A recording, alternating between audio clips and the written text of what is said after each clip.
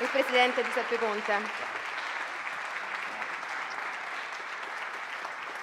Buongiorno e lascio a lei l'onore di chiudere questa 2 giorni. Solo qualche parola. Innanzitutto vorrei ringraziare davvero tutti gli intervenuti in questi 2 giorni, ieri e oggi, perché i contributi sono stati di altissimo livello, sono stati contributi concreti che ci hanno fatto capire i tempi che stiamo vivendo, perché l'abbiamo detto più volte, l'intelligenza artificiale è già nelle nostre vite.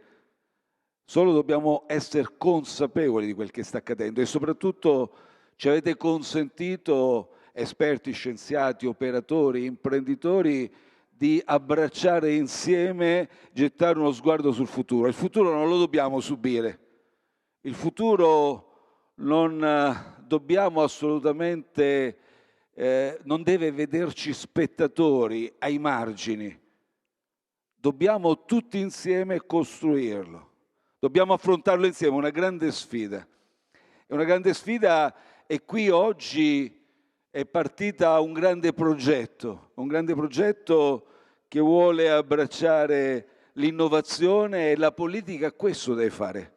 La politica deve guardare al futuro, per cui questo progetto politico per la Campania porrà, ad esempio, tra i tanti aspetti, tra le tante iniziative al centro, quello che è già un progetto avviato, lo valorizzeremo insieme al nostro Roberto Fico, il progetto di installare e realizzare il computer quantistico più grande al mondo, nella Quantum Valley dell'Università di Fisciano, per creare un ecosistema, un'infrastruttura economica, sociale, che sia al servizio di questo territorio, al servizio delle imprese.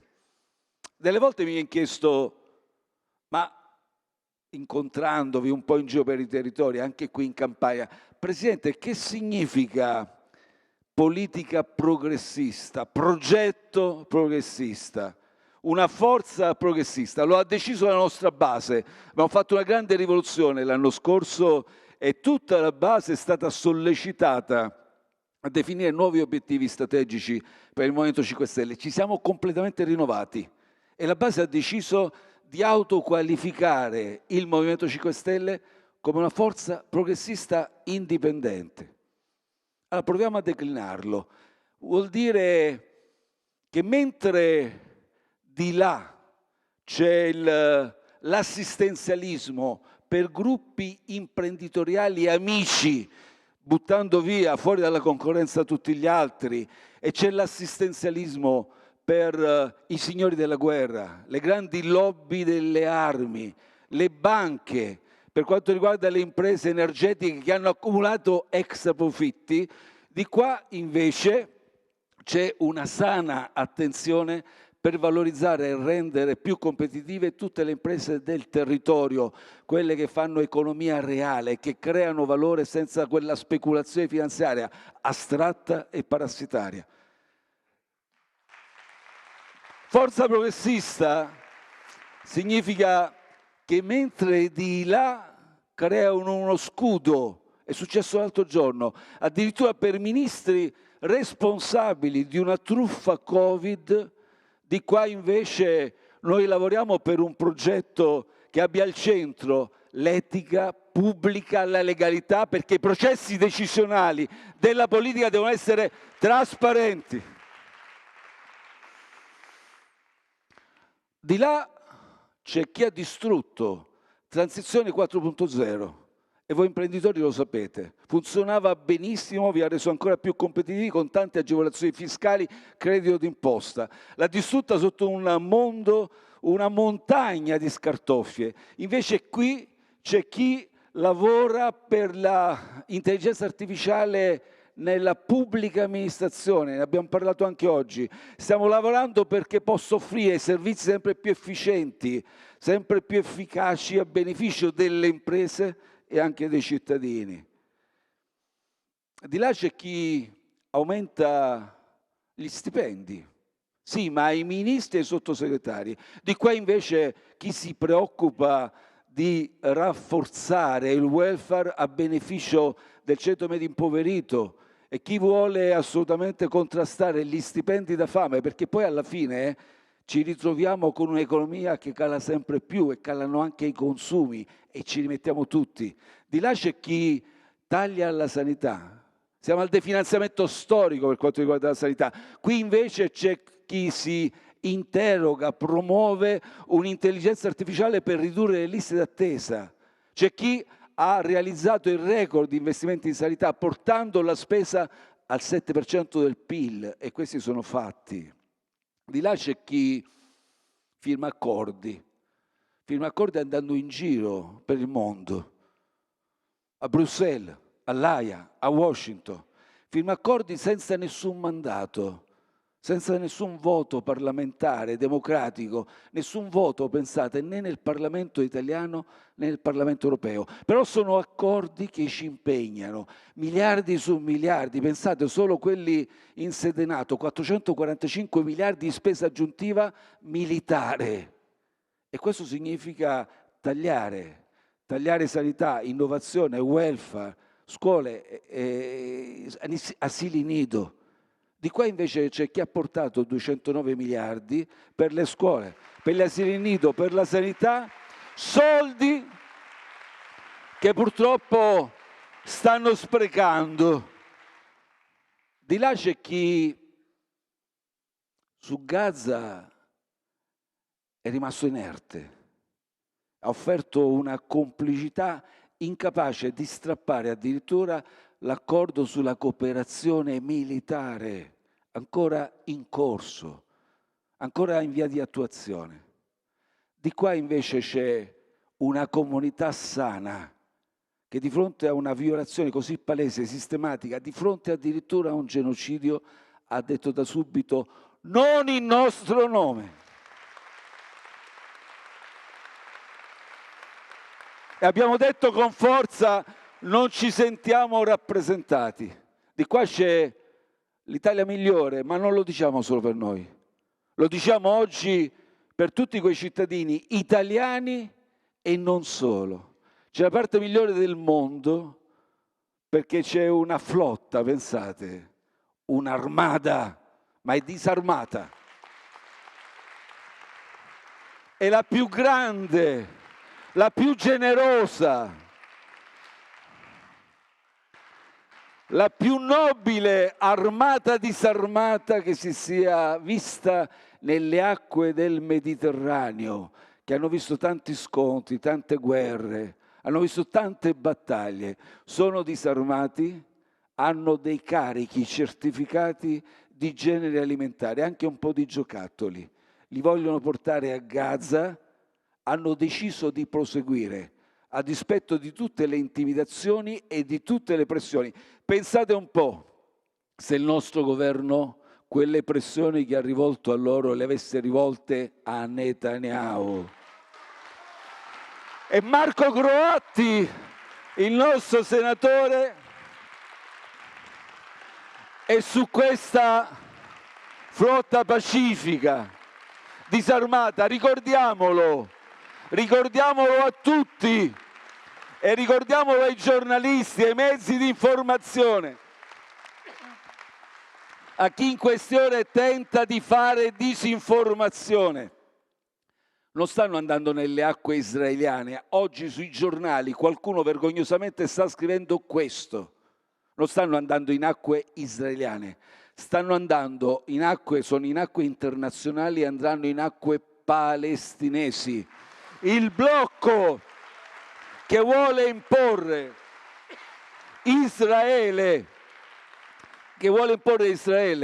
per non fargli attaccare e consegnare questi aiuti umanitari, anche questo è parte della violazione del diritto internazionale.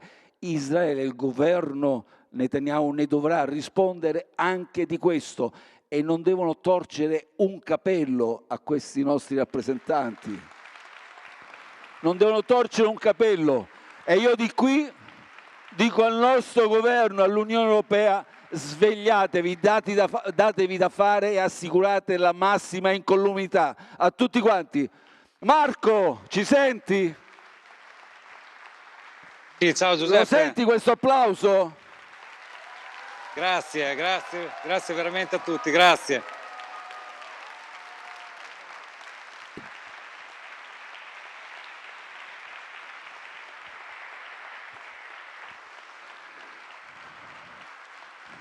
E col cuore.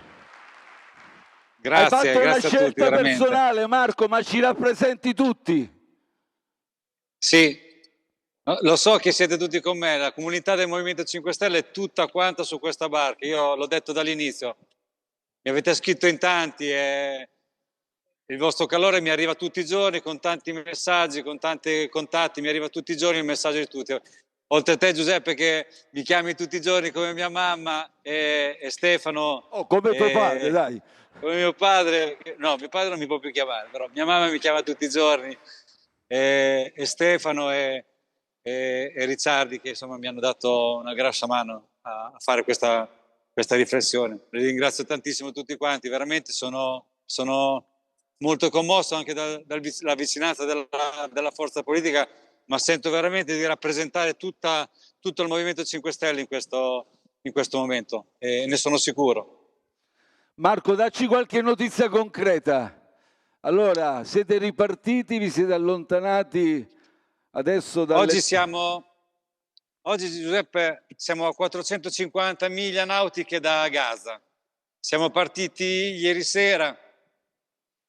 Questo è il 10° giorno di viaggio che stiamo facendo. Ci siamo dovuti fermare in 2 occasioni. Prima per l'attacco ricevuto a Tunisi, che molti hanno fatto finta che fossero una cosa fatta internamente dagli attivisti, e poi l'attacco che abbiamo subito martedì e mercoledì scorso, di cui io sono testimone oculare. Ho visto droni sganciare bombe intorno a noi.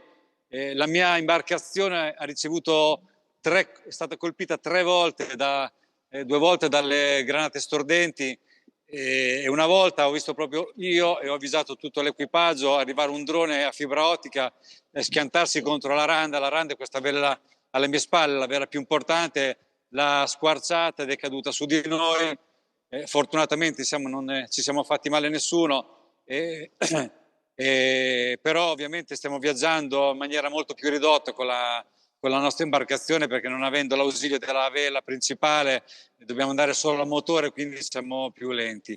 Il mare anche stanotte è stato un mare molto impegnativo, quasi forza 4, con delle onde di 2,5 metri. Abbiamo un Meltemi che ci spinge molte onde laterali, quindi è molto complicato navigare, come vedete anche adesso, anche se è calmo, ci muoviamo tantissimo. Dovrebbe cambiare domani, arrivare forse il maestrale, quindi questa cosa ci spinge le vele più forte da dietro, ci potrebbe aiutare anche noi, anche le imbarcazioni come la mia che hanno una vela sola. Ci tengo a dire una cosa di chiarezza per tutti quelli che sono lì, perché mi arrivano le informazioni di disinformazione come se la delegazione degli italiani l'avesse abbandonato. È una falsità. Ci sono oltre 40 italiani a bordo. Nei 2 giorni che ci siamo fermati sono scese circa 12 persone, alcuni per motivi perché dovevamo partire il 4 settembre, siamo partiti l'11 settembre, il viaggio sta durando tanto per tutti questi problemi che abbiamo e quindi alcune persone sono dovute tornare a lavoro e altri perché, lo dico, c'è molta paura. Una delle emozioni che proviamo è anche la paura. La notte c'è paura, questa notte siamo stati circondati da navi che non avevano nessun tipo di segnalazione e illuminazione, viaggiavano droni sopra le nostre barche, non è successo niente, però abbiamo avuto 2 volte interferenze alla radio, quindi non riusciamo più a comunicare fra le barche. Tutto questo in noi genera una forte apprensione, un forte spavento, quindi non si dorme. Anche questa notte non abbiamo dormito praticamente nessuno, adesso di giorno è tutto un po' più calmo e quindi è il momento in cui ci rilassiamo. Dicevo che la paura, Giuseppe, è una delle cose che proviamo tantissimo, ma c'è una forte determinazione. Tutte le persone che sono qui su queste imbarcazioni hanno una forte determinazione di rompere il blocco navale che c'è in Palestina. Questo è il principio che ci sta portando avanti. Quindi su questo siamo ripartiti, navighiamo in questa direzione c'è una rabbia contro i governi che non fanno niente, contro i governi che solamente adesso iniziano a trovare corridoi o soluzioni o ipotesi per trovare il modo di portare gli aiuti umanitari. Sono 2 anni che andiamo avanti e non c'è nessun tipo di corridoio ufficiale. Adesso in questi giorni che noi ci stiamo muovendo, tutti quanti stanno trovando soluzioni. Bene, soluzioni ottime, va bene, fatele, ma non è questa la flotilla. La flotilla procede perché in quelle acque si può andare, si può arrivare, si possono portare gli aiuti. Noi siamo una missione umanitaria, non violenta e pacifista. La mia barca è una barca battente bandiera italiana, è stata attaccata da droni durante la notte, è stata colpita da droni durante la notte. Noi abbiamo chiamato il Mayday, nessuno ha risposto al Mayday delle imbarcazioni. Quindi questa cosa che è successa è gravissima, gravissima. È arrivato un contatto la mattina dopo alla barca che aveva chiamato a fianco alla nostra dalla mattina dopo. Noi abbiamo chiamato a l'1 di notte e la mattina dopo è arrivata la risposta. Quindi noi continuiamo a navigare, la direzione è questa, ci sentiamo fortemente protetti da tutta la mia comunità, ma da tutte quante l'opinione pubblica. E poi, Giuseppe, ci tengo a sottolineare una questione. Io qui ti ho chiesto il consenso perché ovviamente da padre anche della nostra comunità politica, ti ho chiesto se approvavi quello che avevo scelto di fare, e tu sei stato ovviamente dalla mia parte. Però deve essere chiaro, noi qui come politica non abbiamo nessuna decisione. Io non sono all'interno di nessun direttivo, di nessun confronto politico, quindi non ho contesta di niente. C'è un capitano di una barca a cui mi affido ovviamente la mia vita e tutta la navigazione, c'è un direttivo della flottiglia che fa delle analisi, delle valutazioni e poi le conferma l'equipaggio. Io sono e non voglio avere altri tipi di responsabilità, un attivista in questo momento. Quello che ho fatto, sì, lo dico, ho cercato di portare all'interno di questa barca la mia carica istituzionale, ho cercato di portare un peso politico importante per far sapere che c'era un parlamentare, un senatore della Repubblica, un segretario della Presidenza del Senato, far sapere che ero qui dentro. Ho sempre detto tutto ufficialmente, ho fatto tracciare la mia barca facendo sapere dove sono, così le persone possono saperle, sono informate. Ecco, in altri paesi è arrivata un'immunità diplomatica per tutti quanti gli spagnoli che sono a bordo. Da me non è arrivato nulla per nessun altro degli italiani a bordo insieme a me. Addirittura ho sentito dichiarazioni che sono un cittadino qualunque, quindi mi devo prendere le mie responsabilità. Sono arrivate lettere a tutti quelli che sono sull'imbarcazione che si devono prendere le loro responsabilità, e a tutti quelli che ci dicono che siamo irresponsabili io dico no.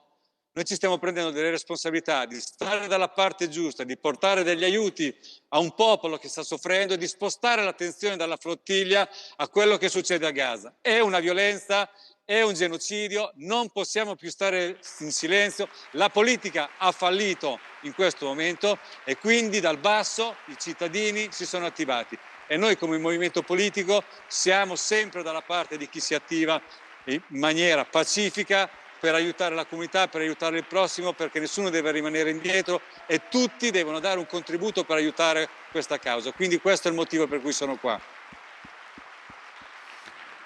Marco, sono tutti in piedi qui.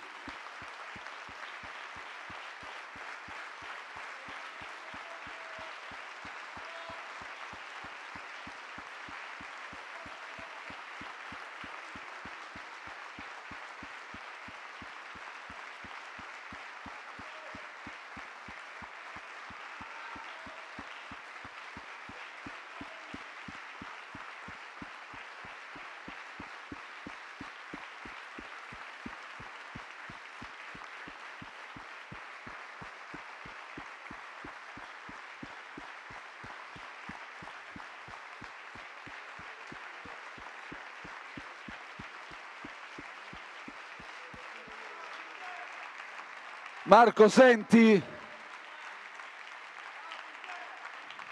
È forte, col cuore. Grazie a tutti, veramente. Marco, noi ti abbracciamo, siamo con te, ti accompagneremo ogni minuto, ogni ora. Sappi che il tuo coraggio e il coraggio di tutti i cittadini del mondo imbarcati sulla flottiglia è il peso più insopportabile per i governanti che sin qui non hanno saputo ancora adottare nell'ignavia nessuna misura contro Netanyahu.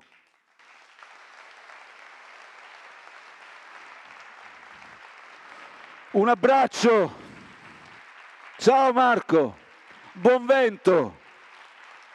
Grazie a tutti, un abbraccio a tutti.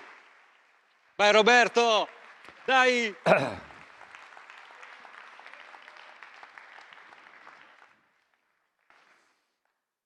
Che bella immagine di speranza, eh? Queste vele. Per finire, di qua c'è un candidato che è il nostro orgoglio, Roberto Fico. Di là non c'è ancora nessun candidato, stanno ancora a litigare. Roberto Fico.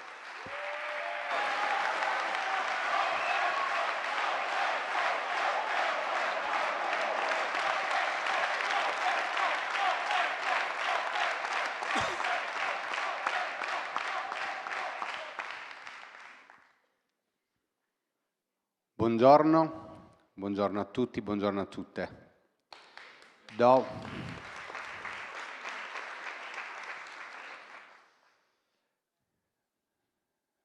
Dopo le immagini di Marco, le parole di Marco, che davvero è il nostro orgoglio, che è lì con queste barche che avanzano per cercare di rompere il blocco navale e dare un simbolo soprattutto di un'umanità che non si arrende, perché il punto oggi è anche questo, far comprendere al mondo che c'è un'umanità che non si arrende, che non è indifferente e che non si gira all'altro lato, perché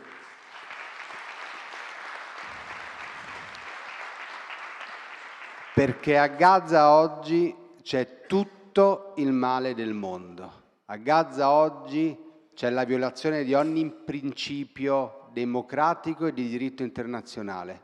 A Gaza oggi mettono gli altoparlanti per far sentire il discorso di Netanyahu mentre ci sono i cadaveri dei bambini a terra. A Gaza c'è la fine dell'umanità, la fine del diritto e c'è un po' la fine di tutto. È il grande fallimento. E allora quello che noi dobbiamo fare oggi è dire che un'altra umanità c'è.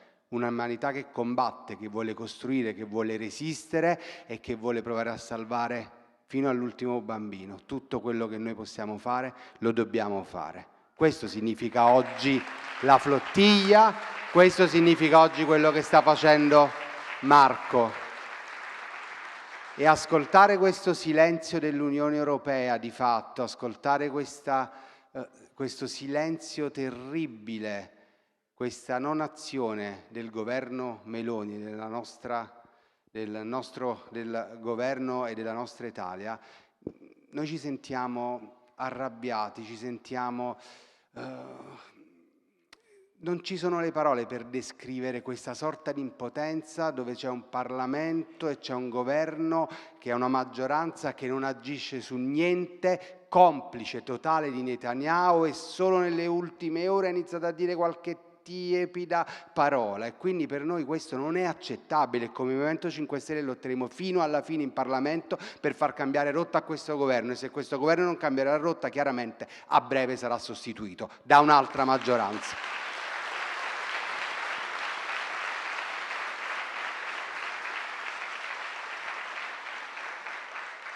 In Campania, che cosa possiamo fare noi in Campania? Cosa possiamo essere noi in Campania? Io credo che la politica debba avere oggi qui due parole.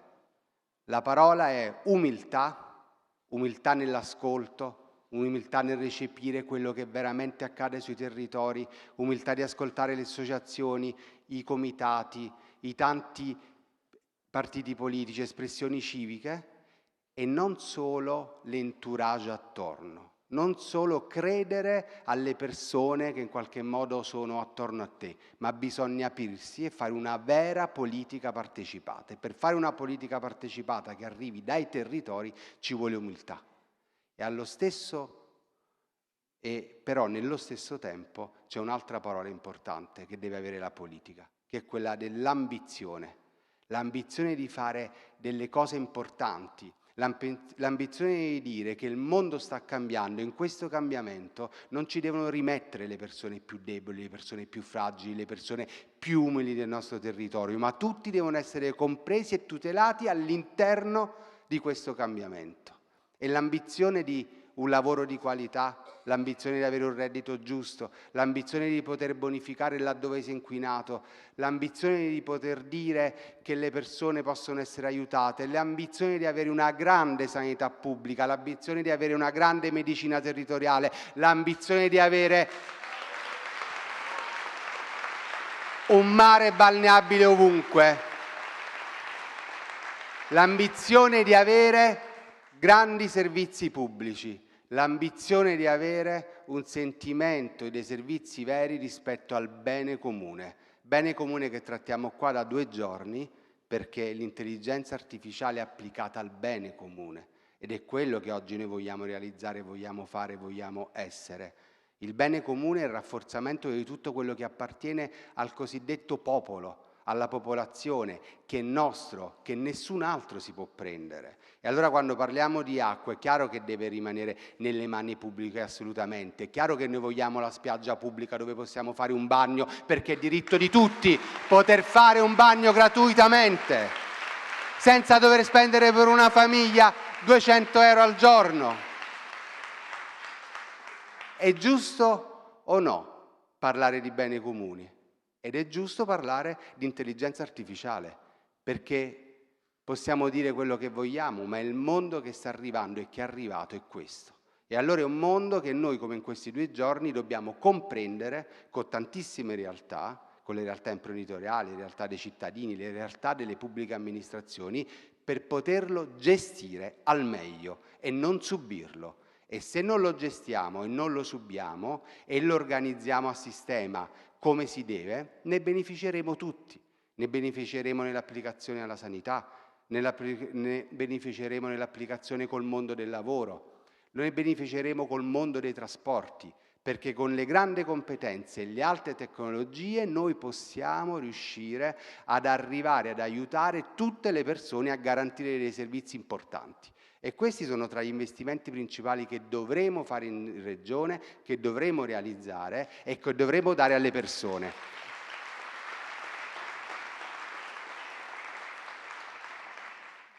È dall'inizio e non solo della campagna elettorale che stiamo parlando e che sto parlando di aree interne. Le aree interne sono fondamentali, rappresentano la maggioranza della superficie della regione Campania e hanno bisogno di tecnologie e di servizi, perché se no dire che si è contro lo spopolamento non serve assolutamente a niente, perché infatti le aree interne si stanno spopolando. E allora se garantiamo servizi sanitari, presidi sanitari, servizi scolastici, servizi culturali, servizi di viabilità uniti alle nuove tecnologie e alla connessione e alla digitalizzazione, allora forse insieme possiamo fare degli interventi per cui le aree interne potrebbero non spopolarsi e anzi potremmo contrastare lo spopolamento. Noi ci crediamo ed è una cosa che faremo. Non è una questione di assessorato o meno, è una questione di programmazione certa, insieme a un'unità che magari è in tanti frammenti delle direzioni generali della Regione sulle aree interne. E soprattutto ci sarà una parola d'ordine che è coprogrammazione e coprogettazione con gli amministratori locali, gli assessori e gli uffici comunali, che troppo spesso sono lasciati a loro stessi senza personale, con poca formazione e con pochi investimenti tecnologici. E senza i comuni non andiamo da nessuna parte in nessun luogo d'Italia. I comuni sono il centro democratico del Paese. I comuni sono coloro che danno i servizi ai cittadini, che costruiscono l'asilo nido piuttosto che alcune scuole e che parlano di viabilità oppure di connessione. E allora se noi riusciamo a mettere al centro i comuni, fare un lavoro serio, senza amici e nemici e senza colori politici, perché i sindaci e le sindache hanno tutti gli stessi problemi, allora noi sarà una regione che garantiremo un processo democratico e uniforme di sviluppo a tutti i territori.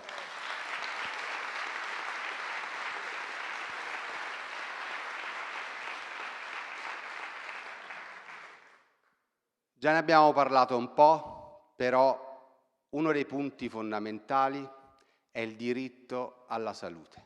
Diritto alla salute che si esplica con la sanità pubblica. La sanità pubblica è uno degli asset fondamentali del nostro Paese, perché ancora oggi andare in un pronto soccorso e non dover chiedere carta di credito, e nessuno ti chiede carta di credito o carta di identità, è una conquista di civiltà enorme che in tanti paesi, in moltissimi paesi non c'è. E siccome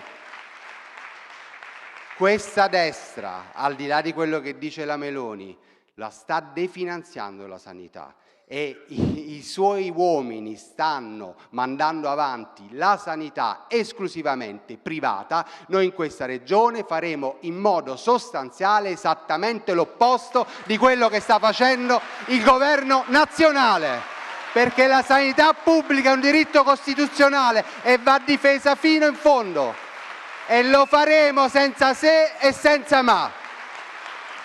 E la politica va fuori dalle ASL, la politica va fuori dai reparti e dai primari e dalle direzioni della sanità. Si parla di merito, si parla di curriculum, si parla di avanzamento non per amicizie, ma per bravura, quello per cui anche tanti giovani se ne vanno. Noi dobbiamo garantire, questo deve essere anche un salto generazionale, noi dobbiamo lavorare in un modo in cui tu dici a quei ragazzi che restare conviene, perché se c'è un qualsiasi concorso, se c'è una qualsiasi carriera interna, va il più bravo, chi studia, chi lavora e non chi conosce. E non chi conosce. Nessuno deve avere più chance di un altro. La chance si guadagna sul territorio con lo studio. È il modo per far rimanere anche tanti ragazzi e ragazze, dargli l'opportunità di studiare, dargli l'opportunità di potersi formare e accedere alle posizioni importanti. Dobbiamo fare un lavoro sul reddito, sulle disuguaglianze, perché ancora nella nostra regione le disuguaglianze sono tante e ci sono tante persone e famiglie sotto la soglia di povertà, come nel nostro Paese. E come si aggredisce tutto questo?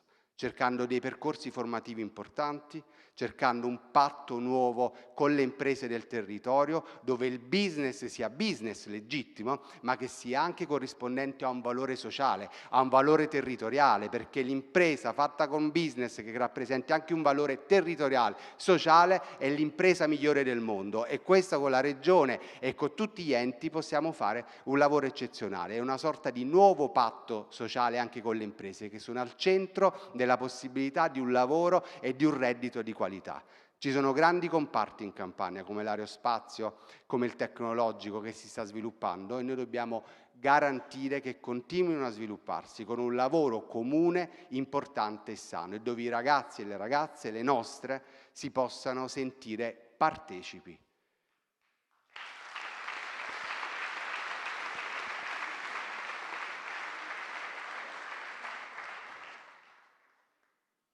Chiudo dicendo che oggi le sfide in Campania, in Italia e in generale nel mondo sono molto complesse e nessuno basta a se stesso. Non c'è un partito che basta a se stesso, non c'è un comitato che può bastare a se stesso, un'associazione.